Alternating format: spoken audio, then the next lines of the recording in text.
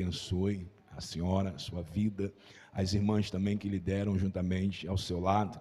Que o Senhor abençoe também o anjo dessa igreja, pastor Robson, também toda a sua equipe que está ao seu lado, auxiliando, ajudando na labuta. Não é fácil a obra, mas nós sabemos que com bons ajudadores, a obra de Deus, ela continua crescendo.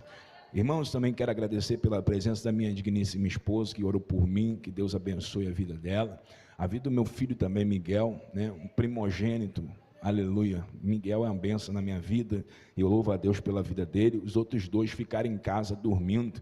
Arthur gosta de um sono, Murilo também, nem se fala, e aí a gente procurou deixar eles em casa. Quero agradecer pela vida da minha mãe também, aleluia, causadora disso tudo.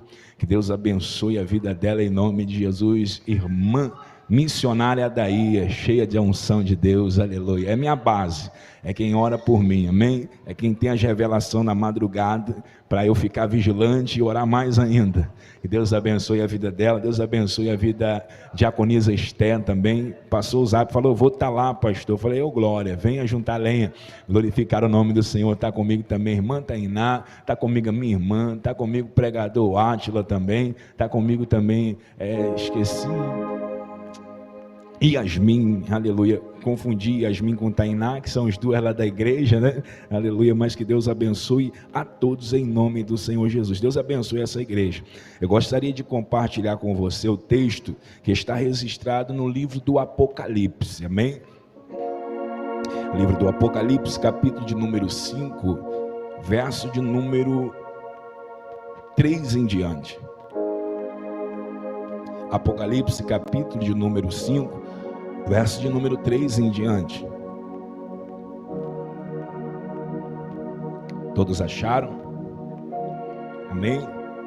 Só peço só o sonoplasta, para não deixar o som cair, porque a voz aqui já está fraca já, em nome do Senhor Jesus. Deus abençoe a sua vida. Irmãos, Apocalipse, capítulo de número 5, verso de número 3, diz assim: e ninguém no céu, nem na terra, nem debaixo da terra, podia abrir o livro, nem olhar para ele. E eu chorava muito, porque ninguém fora achado digno de abrir o livro, nem de o ler, nem de olhar para ele.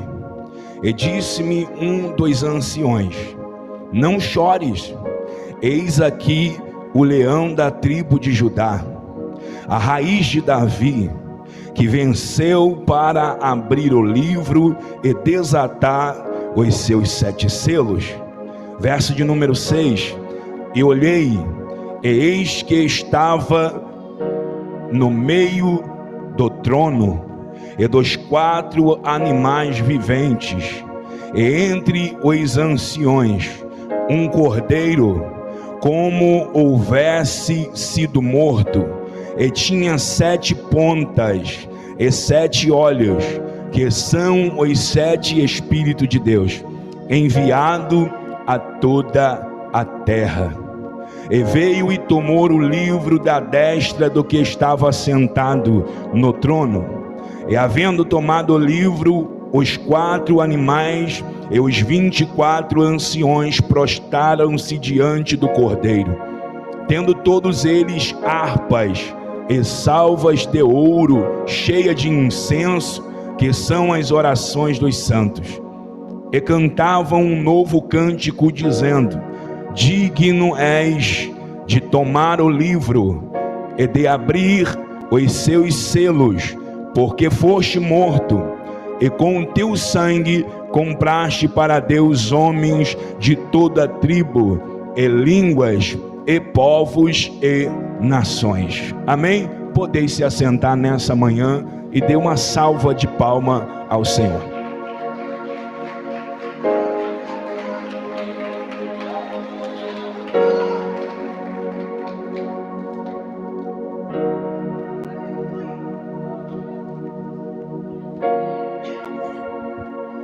Queridos irmãos, esse livro é conhecido como o livro da revelação, o Apocalipse. Muitos têm até medo de ler o livro de Apocalipse pelas figuras que retrata o livro. Mas a Bíblia diz claramente aqui, que nesse livro sagrado em que narra a história do Apocalipse, vai falar sobre João. Esse homem chamado João é um dos discípulos de Jesus.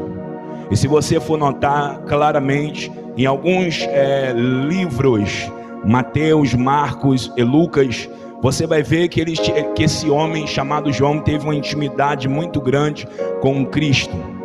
E em sua intimidade ele sobressai, porque a Bíblia vai dizer que ele tem uma intimidade maior de lidar com Jesus. Esse homem aqui, em sua intimidade, ele é cativado pela presença de Jesus. E diz a Bíblia Sagrada que Jesus tinha aqueles que eram mais chegados a ele, em sua caminhada e em sua trajetória. E desses três que são chamados Pedro, Tiago e João, João se destaca dos três. João é aquele discípulo que todo dia ele gosta de estar perto do mestre. Embora esse João aqui que escreve o livro de João, e o 1 João, 2 João e 3 João e Apocalipse, que são 5 livros que ele escreve, esse João não era discípulo de Jesus, ele era discípulo de João. Embora quando ele vê Jesus aparecer num cenário e começar a batizar em água, aí João olha para Jesus e fala: Senhor, está alguém batizando, ele está batizando mais do que o Senhor batiza. Aí João vai dizer: olha, eu disse para vocês que eu batizo com água, mas eu falei para vocês que depois de mim haveria de vir um, que ele não batiza só com água, mas ele batiza com água, batiza com Espírito Santo e batiza com fogo. João disse mais: e era necessário que ele crescesse e que eu diminuísse. Eu sempre disse isso para vocês. João larga João e agora vai ser discípulo de Jesus. Quando ele se apega a Jesus, a Bíblia vai dizer que ele é o discípulo amado. Mas antes João tem uma história não muito boa. João também era um pouco agressivo, como nós éramos quando entramos na igreja, antes de ser liberto. João era aquela pessoa que quando falava tinha que acontecer no seu tempo e na sua hora.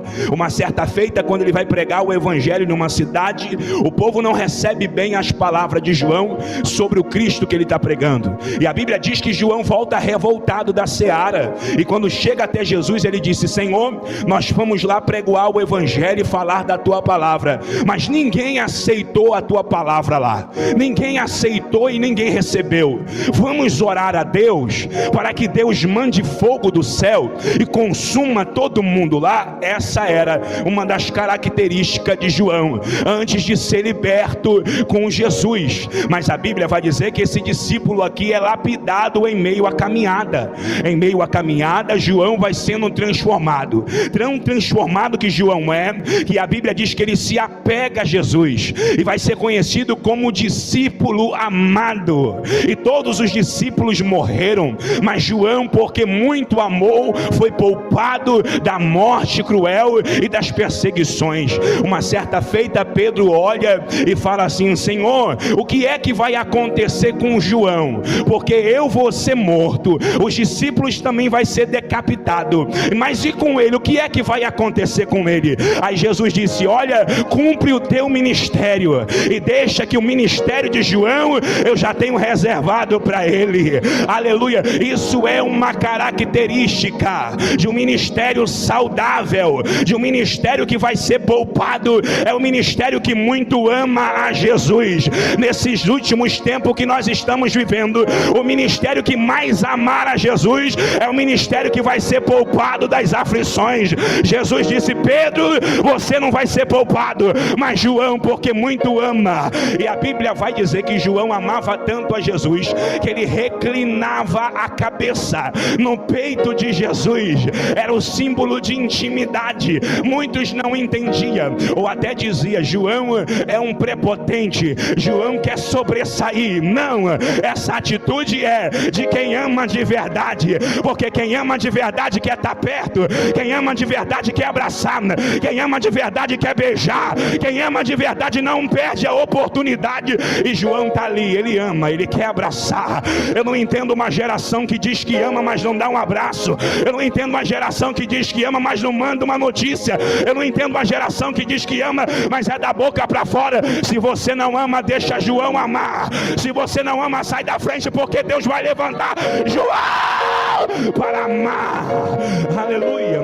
João é um discípulo amado, e ele está ao lado de Jesus ali. Em todo tempo Jesus disse: esse daqui não, esse daqui Herodes não toca, esse daqui Nero não toca, esse daqui ninguém toca, esse daqui é intocável. Intocável não é aquele que bajula, intocável não é aquele que aparece e fica bajulando o pastor. Intocável é aquele que ama a Jesus. Esse é o intocável. E a Bíblia vai dizer que ele escreve 5 livros, e a Bíblia diz também que ele foi isolado, aleluia, na grande perseguição contra a igreja. A Bíblia vai dizer que eles pegam a João e não sabia o que fazer com João, porque diz a história, aleluia, no livro dos mártires. Se você for ver no livro dos mártires, vai ter lá no índice, no começo, um pouquinho da história de João, e lá vai estar relatando um pouco da sua história, que João, ele era tão protegido por Deus, que pegaram naquele tempo da perseguição, em que Nero devastando com a igreja e querendo acabar com a igreja, eles pegam João e tentam matar João. O que é que eles vão fazer para tentar matar João? Eles pegam um caldeirão de azeite crente, aonde botaram muito crente, e crente morreu ali dentro, e coloca João dentro do caldeirão de azeite quente.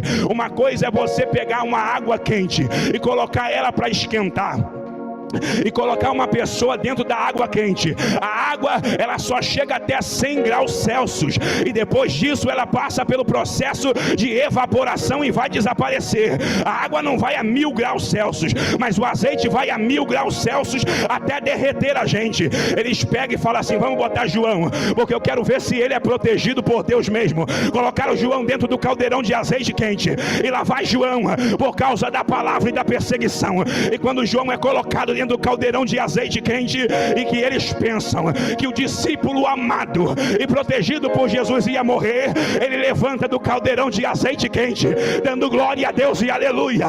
E Nero olha e fala assim: não tem como matar ele, vamos fazer o seguinte, vamos jogar ele para a ilha do isolamento. Se a gente não mata com perseguição, se a gente não mata na espada, se a gente não mata na lança, vamos matar ele isolado. Ei, quer matar uma pessoa? Isola ela de tudo, deixa ela sem amizade, deixa ela sem ninguém, deixa ela sem a sociedade. É o que eles mataram muitos, é o que eles acabaram com muita gente.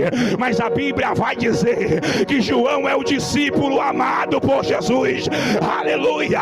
E lá vai, coloca João na ilha de Pátimo, a ilha do isolamento. E quando eles pensavam, vai morrer de velhice aí na ilha de Pátimo, me desprezado, acabou a chamada, acabou o ministério. Profetiza agora, João, que eu quero ver. Fala da palavra agora que eu quero ver, João. Aí a Bíblia vai dizer que Jesus vai aparecer lá na ilha do isolamento, aonde ninguém ia. Jesus vai, se prepara, que se isolaram você já vai aparecer. Ele vai descer por causa do amigo, ele vai, por causa de quem ama ele, ele vai. E se você ama Jesus, essa porta não vai ficar fechada, essa porta vai se abrir. Abre a boca, vai, 1 minuto de glória para Deus aí, vai, abre a boca. É só de quem ama de verdade se manifesta, quem ama de verdade faz alguma coisa. Abre, vai, 1 minuto, vou deixar você adorar aí, vai.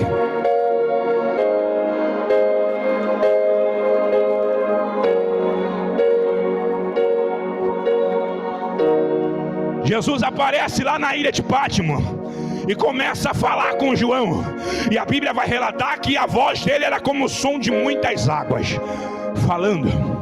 Mas João quer conversar e quer olhar ao mesmo tempo. E Jesus está falando para João. E quando ele está falando, João está ouvindo. Mas como é que alguém está falando comigo se a ilha aqui é a ilha do isolamento? Aleluia. Para Jesus não existe cadeia, nem barreira, nem isolamento. Ele rompe as cordas do isolamento. Eu não sei de que forma o diabo tenta te matar, mas eu sei de uma coisa: se é isolado, saiba de uma coisa: ai, o Cristo que acaba com todo. Se o diabo falou que vai te matar num quarto apertado, com depressão, eu tenho uma notícia para o diabo nesta manhã: Jesus vai entrar lá dentro do teu quarto, lá dentro, aonde ninguém vai. Ele vai te tirar de lá.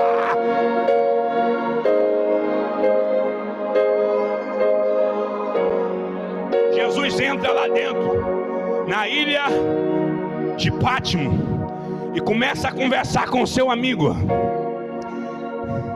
E você lá sabendo e vendo que na ilha do isolamento, aonde João estava sendo designado para morrer, ali Jesus aparece e começa a relatar para ele as coisas que vai acontecer. Aí Jesus está dizendo: calma, João, nem tudo está perdido. Eu sei que tentaram te matar isolado aqui, mas eu não vou deixar, isso não vai acontecer. Jesus começa a relatar para ele: João, as 7 igrejas que você edificou está passando por crise, e eu preciso, João, que você escreva tudo que vai ser falado. Escreve em um livro e manda para as igrejas que estão em aflição. É difícil entender Deus, mas Ele é assim, porque Ele vai usar quem está em cadeia para usar para quem está fora, livre e sem visão. Nem todo mundo que está preso está sem visão espiritual. Tem gente que está preso por causa da perseguição. Ei, aí João vai ser usado para levar as cartas, porque as igrejas estão vivendo em crise. Aí Deus fala: anota tudo, João, porque eu tenho uma palavra para as igrejas que estão em Éfeso, Esmirna, Pérgamo, Tiatira, Sarde, Filadélfia. Essas igrejas estão vivendo em processo, e algumas já até morreram e perderam a fé, mas é você que está aqui na prisão é que vai escrever. Eu lembro de muito bem de Paulo quando estava em Roma preso, aleluia, lá da prisão Paulo estava fortalecendo os irmãos que estavam desviados do lado de fora. Eu não sei a crise que você está vivendo, nessa prisão que você está, mas é aí dentro que Deus vai se revelar e vai te dar palavra para consolar quem está do lado de fora. A Bíblia vai dizer que ele, aleluia, escreve as 7 cartas e manda para as 7 cartas. Ele relata tudo que está se passando nas igrejas, através da revelação do Cristo ressurreto. É só através da revelação, porque o homem está preso, o homem está no cativo. Como é que ele vai saber o que está acontecendo do lado de fora? Ele não sabe, mas Deus sabe o que está acontecendo. Ele vai relatar escrevendo. Aí a Bíblia vai dizer que depois que ele relata as 7 igrejas, no capítulo de número 4, aleluia, João está ali paralisado pela voz que está ouvindo, pela presença que está sentindo. Mas a Bíblia diz que quando João olha para cima, aleluia, havia uma porta aberta no céu. Havia uma porta aberta no céu. Quando João olha para cima, ei, aqui no céu, na terra, estava tudo fechado para João. Estava um cativeiro à sua volta, mas em cima havia uma porta aberta, e lá na porta aberta estava dizendo alguém com a voz de trombeta: sobe aqui, João, porque eu tenho coisas para te mostrar. Aleluia. Ei, irmãos, isso daqui é para quem tem intimidade com Deus. Sempre vai ter uma porta aberta para quem tem intimidade com Deus. Sabe por quê? Porque quem tem intimidade com Deus não olha para a terra, não olha para baixo, ele olha para cima quando as coisas estão difíceis, porque sabe que lá em cima sempre haverá uma porta aberta nesta manhã. Se você crê nisso, abre a boca para dar glória para Jesus, porque haverá uma porta aberta. Ele olha para cima, e enquanto o seu redor está tudo uma prisão, no céu havia uma porta aberta para ele, dizendo: João, se não te recebe embaixo, a porta está aberta aqui já para você. Eu não sei se você tem promessa e foi chamado para ser usado por Deus, e o homem fechou a porta na terra, mas eu quero lhe dizer, liberar uma palavra de Deus. Olha para o céu agora, porque haverá uma porta aberta, e Deus está dizendo: fecharam tudo aí na terra, né? Mas aqui em cima eu não fechei. Diga para o teu irmão que está do teu lado: as coisas na terra podem estar fechadas. Diga, mas lá no céu há uma porta já aberta. E detalhe, no céu quem convida não é o pastor. No céu quem convida não é um dirigente. No céu quem convida é o próprio Deus dizendo: vem, sobe, sobe. Aleluia. Se estão fazendo de tudo para você não subir, Jeová está dizendo e gritando para você nessa manhã: sobe aqui, minha filha, sobe para cá, meu filho, vai. Há uma porta aberta no céu. E detalhe, enquanto João está sendo isolado e expulso, Deus está falando: sobe. Se ninguém te recebe, eu te recebo, vem.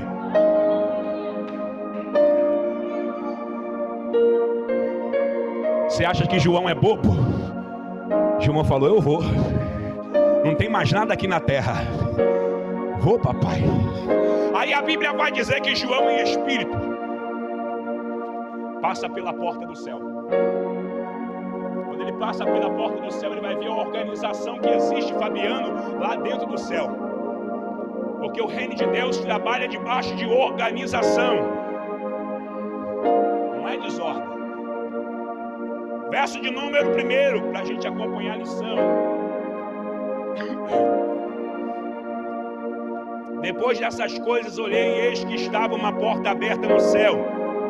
E a primeira voz que como de trombeta ouvira falar comigo disse: sobe aqui e mostrar-te-ei as coisas que depois dessas devem acontecer.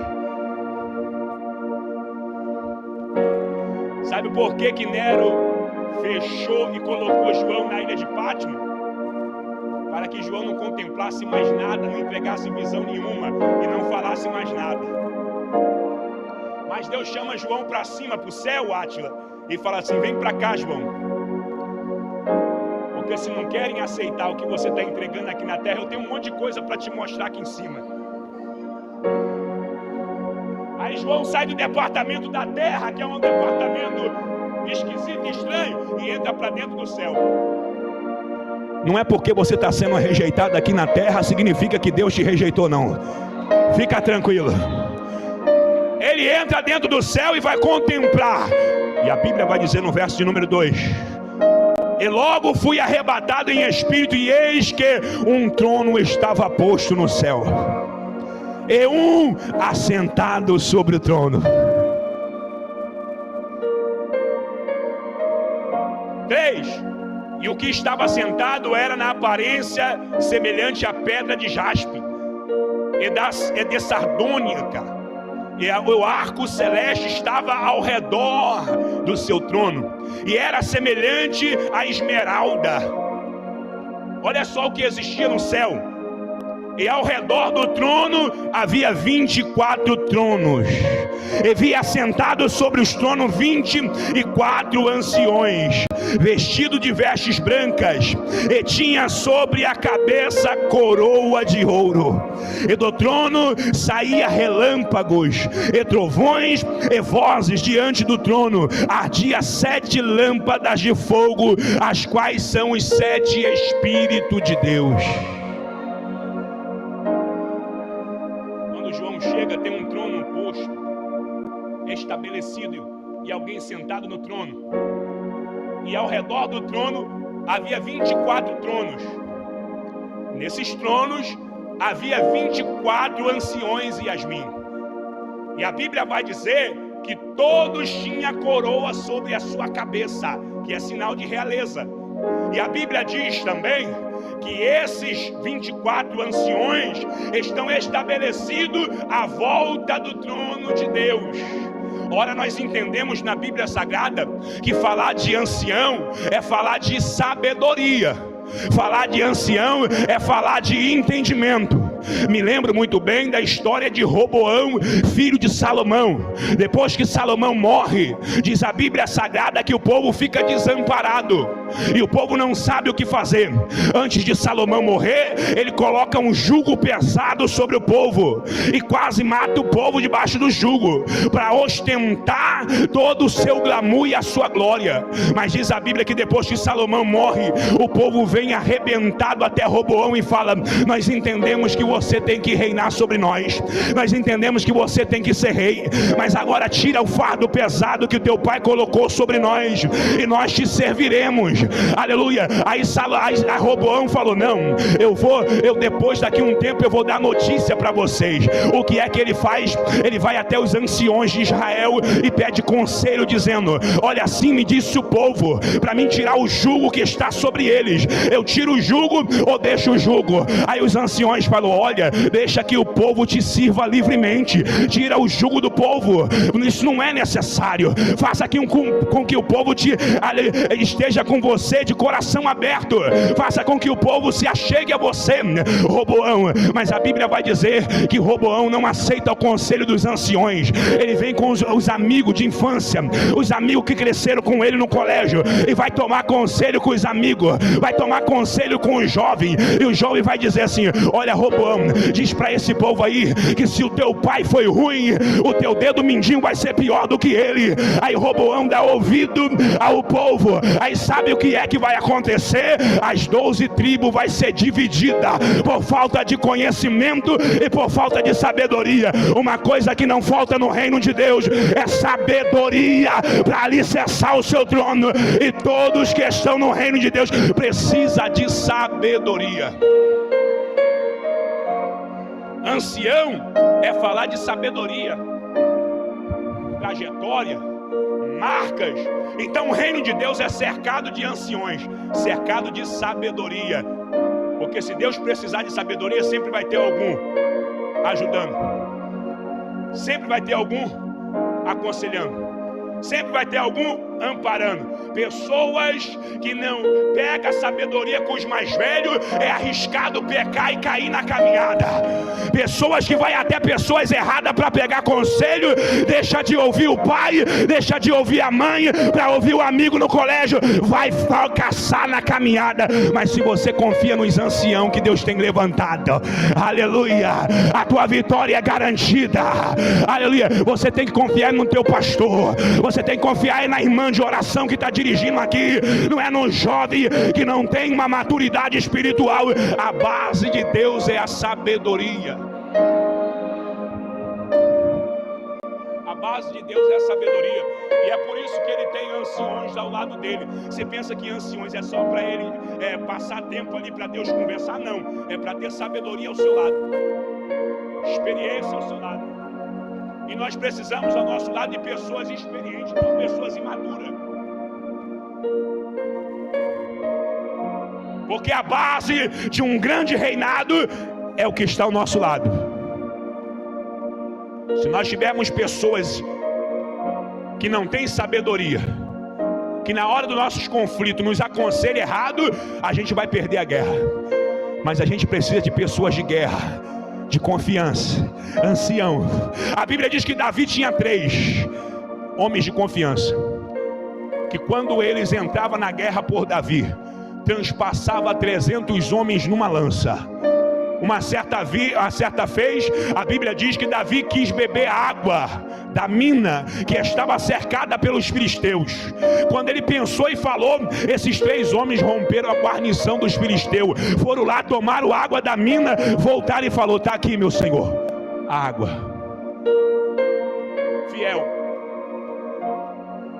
Fiel, preciso correr. Verso de número 4, verso 5. E do trono saía relâmpagos e trovões, diante do trono ardia 7 lâmpadas de fogo, as quais são os 7 Espíritos de Deus. Diante do trono do Senhor não tem só ancião, não tem só um arco que lhe cerca, não é comparado só com a esmeralda, mas também tem fogo diante do trono.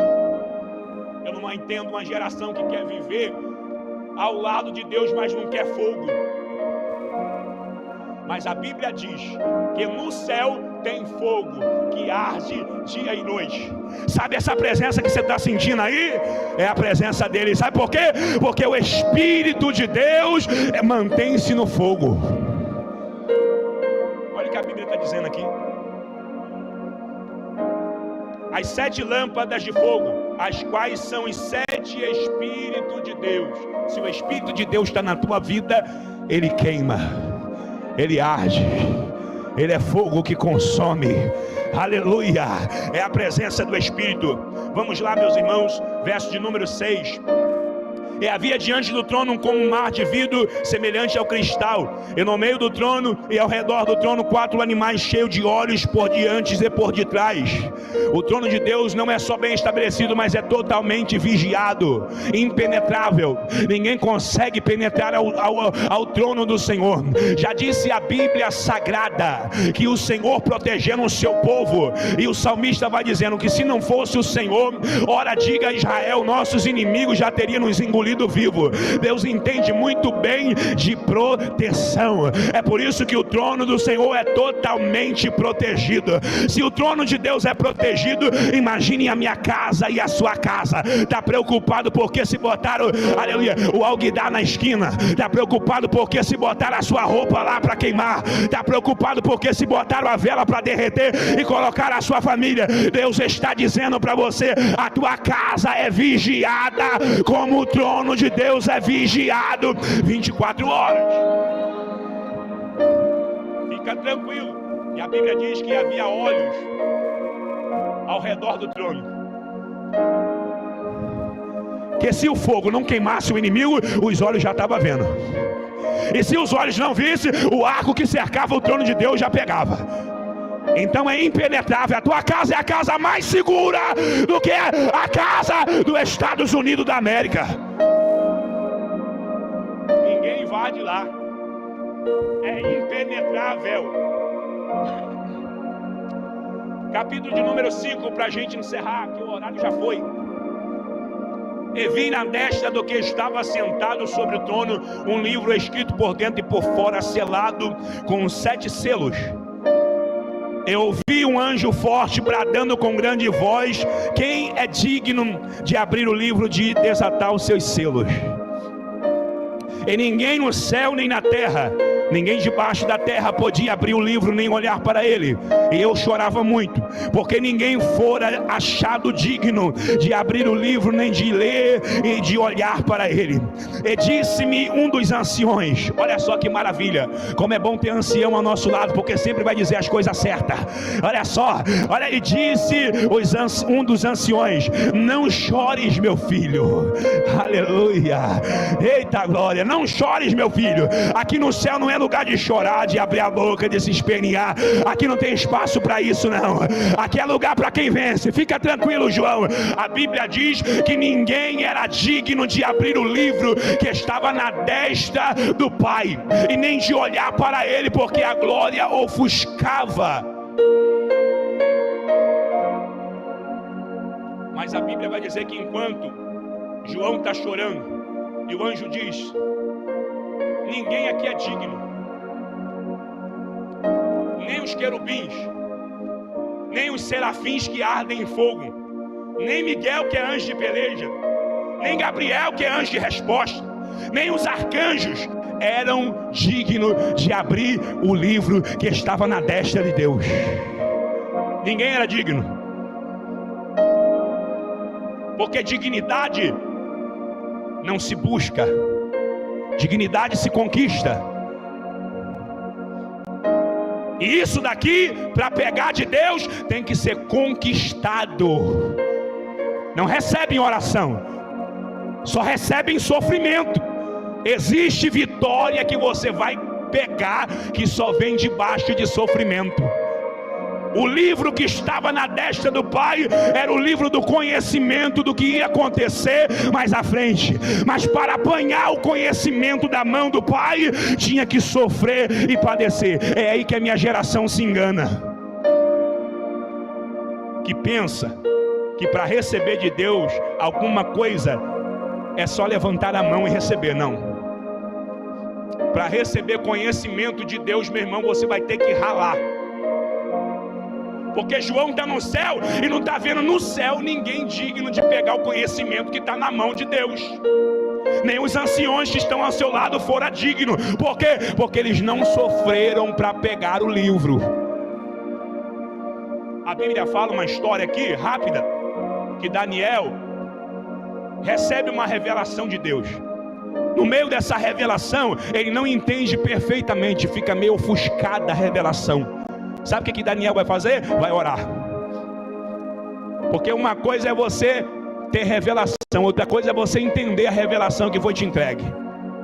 E tem muita gente aí se preocupando só em entregar a revelação, mas não compreende a revelação que foi entregada.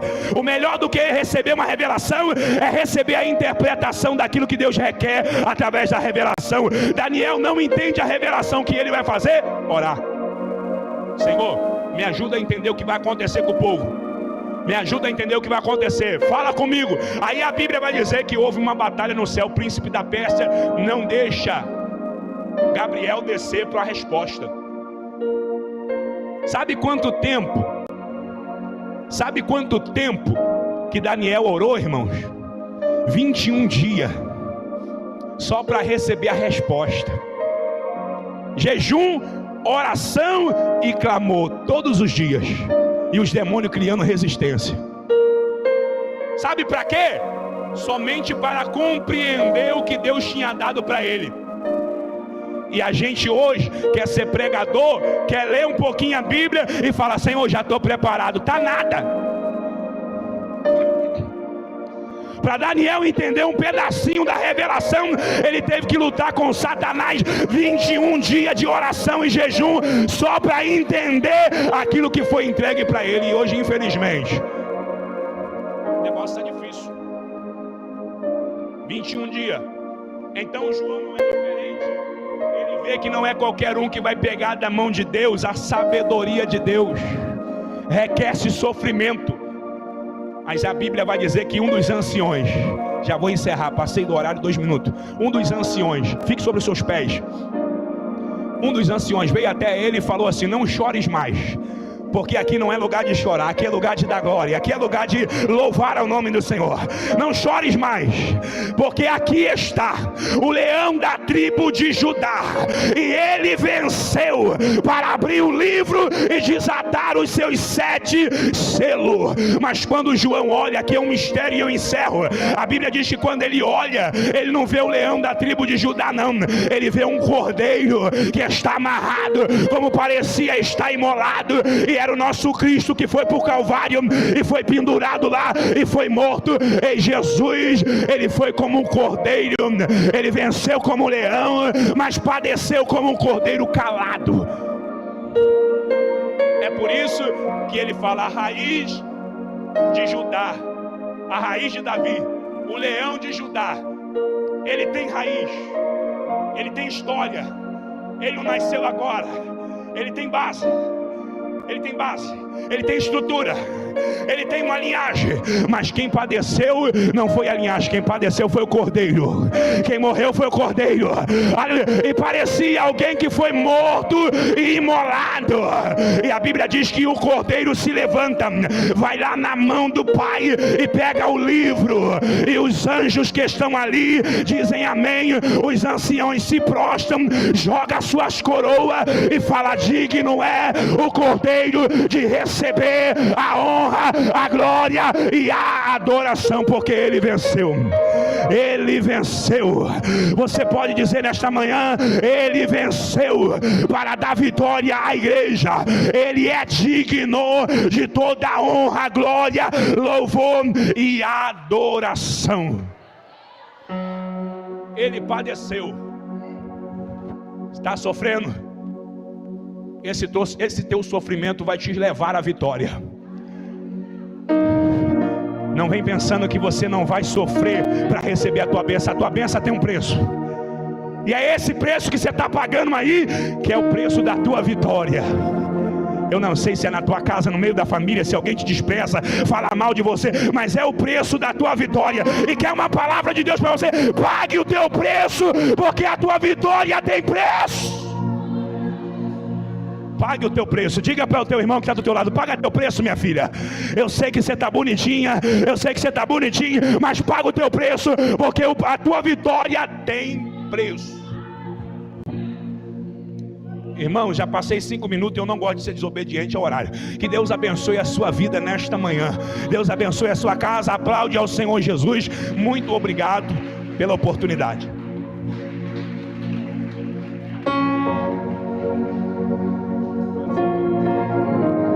pode aplaudir mais uma vez?